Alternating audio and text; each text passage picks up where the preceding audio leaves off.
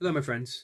I wanted to cover some meditation as we've gone over quite a bit of breath work.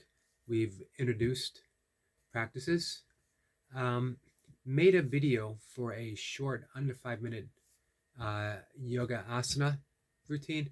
Did not come out um, the way I would like it to have.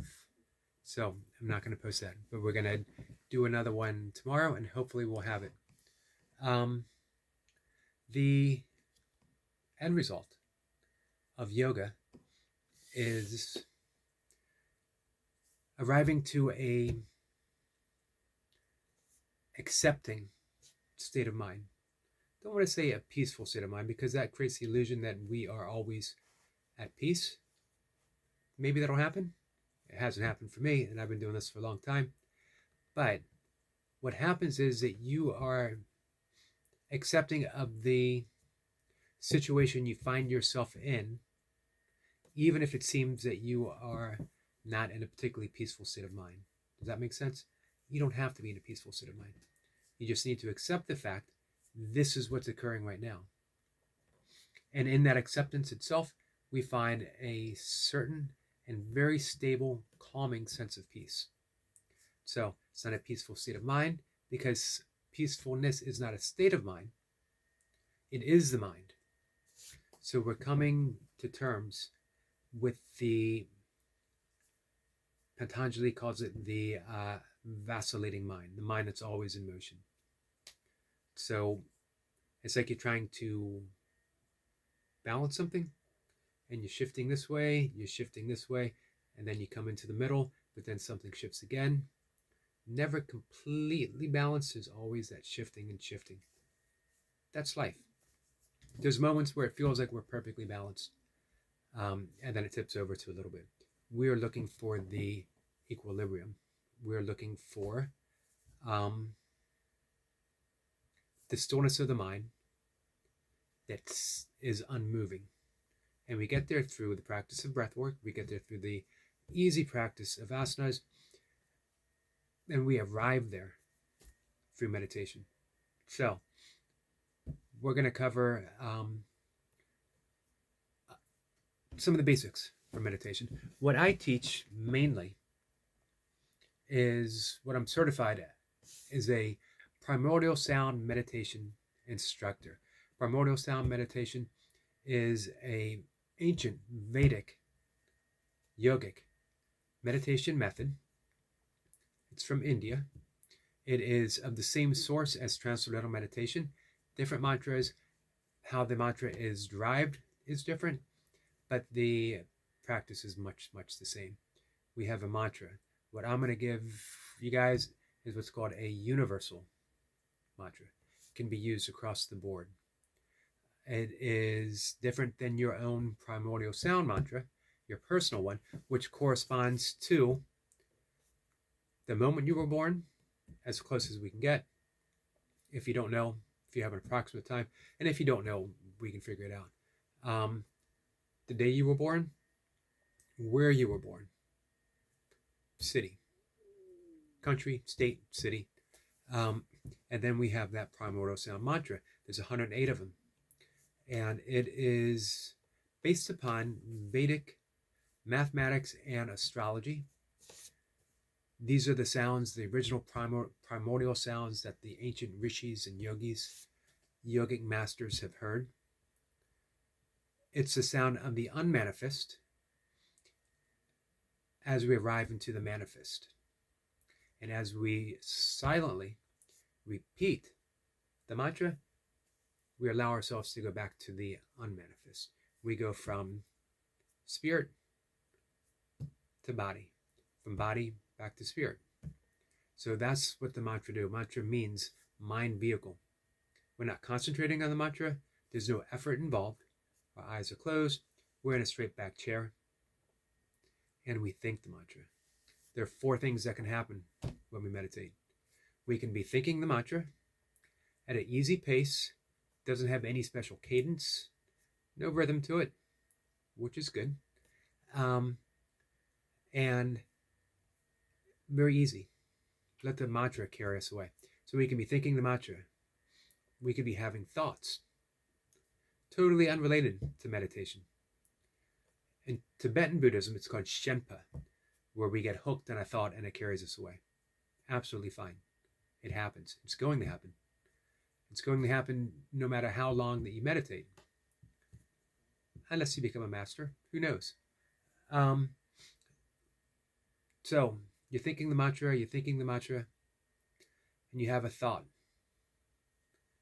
And that thought leads to another thought, to another thought, to another thought. Before you know it, you're lost in thought. And then you remember, I'm supposed to be thinking the mantra. So you just come back to the mantra. It's not a wasted meditation. It's not wasted time, because it's returning back to the mantra that counts. Third thing is you can fall asleep. That's okay too. You'll be very relaxed as you meditate. And if you've had a tough day, you fall asleep. It's just a form of stress release. When you wake up, you remember, I'm supposed to be thinking the mantra, and you finish off your session. Just like that. Doesn't mean you allow yourself to fall asleep. Doesn't mean you allow your mind to be distracted with thoughts. It means it happens. And you just come back to the mantra. Fourth is you slip into the gap. The gap is that magical place that is our actual reality. The gap is the space between every thought that we have. Ultimately, there is no gap. There is just the silent mind and its thoughts that occupy the silent mind. And as we repeat the mantra and we have a thought, we go back to the mantra, we have a thought, we fall into the gap that leads us between thoughts, between the mantra, into that silent field of primordial awareness. We won't know when we're in there because it's the absence of experience itself. It is the absence of thought. So how do you know? If you say, well, I'm in the gap, you're no longer in the gap because you haven't a thought. It's that space between thoughts. But when you come out of it, you know. It might only be an instant, but they get longer. And anytime you dip yourself into the gap, you come out a little bit changed. There's a story of how the Southwestern Native Americans used to dye canvas. And they would take a piece of canvas that they wanted to be a particular color. They would dip it in a vat of, let's say, red. And they would pull it out and you wouldn't know anything had happened. And they put it back in. Pull it out, doesn't look like anything happened. It would be repeated. Each time, very, very subtle, it would eventually become the color that they wanted. When we fall into the gap, we come out, doesn't seem like anything happened, but we start spending more and more time in the gap, and we come out the solid color of our soul. So, 4 things. Think the mantra, having thoughts, fall asleep, fall into the gap. All are perfect.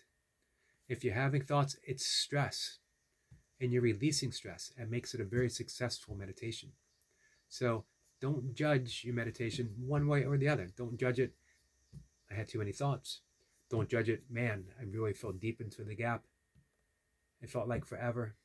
Don't judge it. Just return to the mantra.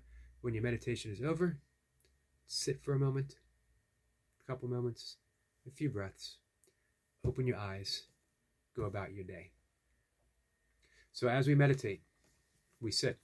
You can sit in Sukhasana, which is a cross-legged, easy pose is what it's called.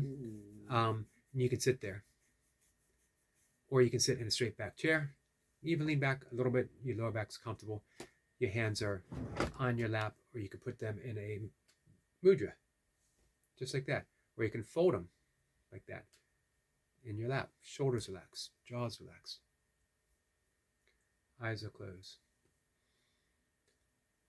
We're going to breathe through our nose, nice and easily, nice and easily.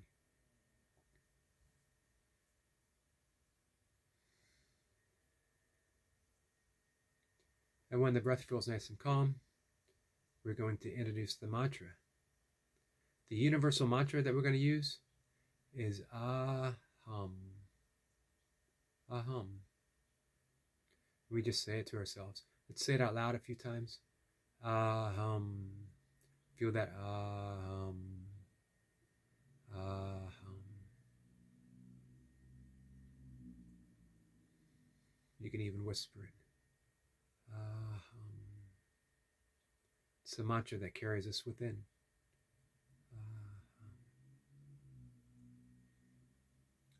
As we get quieter, we only say it to ourselves.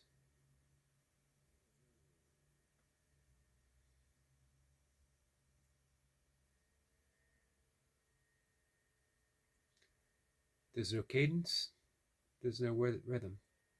There is just a hum. However it comes to you, it might be fast, it might be slow.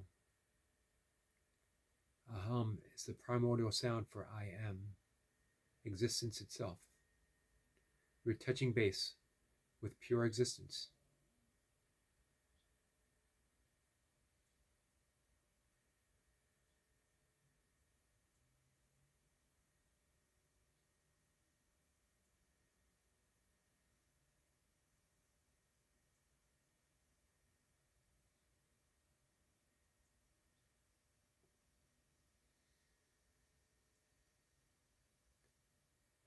We sit like this. If you're a beginner, 5 minutes. You can shoot for 10 minutes if you want.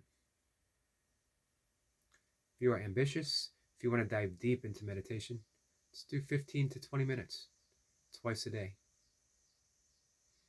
No more than 20 minutes is needed. On occasion, maybe you might want to do 30. If you really take to it right away, maybe you want to do 30 all the time, twice a day. The more you meditate, the better.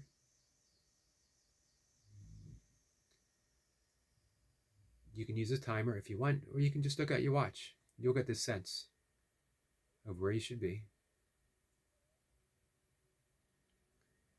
When your time is up, just sit, relax. Release the mantra. Spend just a moment in that silence that follows.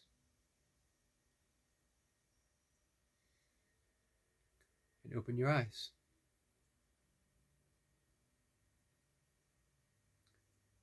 It's after we meditate, as we're still sitting, we enter 4 intentions. In Sanskrit, it's called sankalpa, intention. And we simply say joyful, energetic body, reflective, alert mind,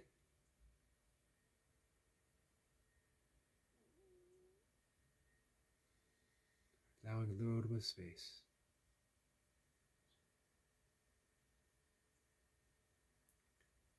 Lightness of being. Just do 3 for right now. Lightness of being.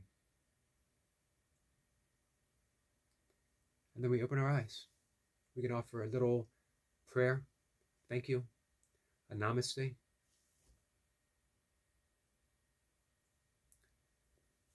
And that's it. We got on in life, but the effects are profound. That was just a moment. We're not doing an official guided meditation. This is just to give you the basics of how you can approach it. Begin here, meditate. Much like breath work, it only works when you do it. We do our breath work 3 times a day and therapeutically as needed. We do our breath work to wake up, an afternoon de-stress or energizer, an evening sleep hygiene. That's the meditation process. Let me know if you have any questions. If you would like a personal primordial sound mantra, let me know.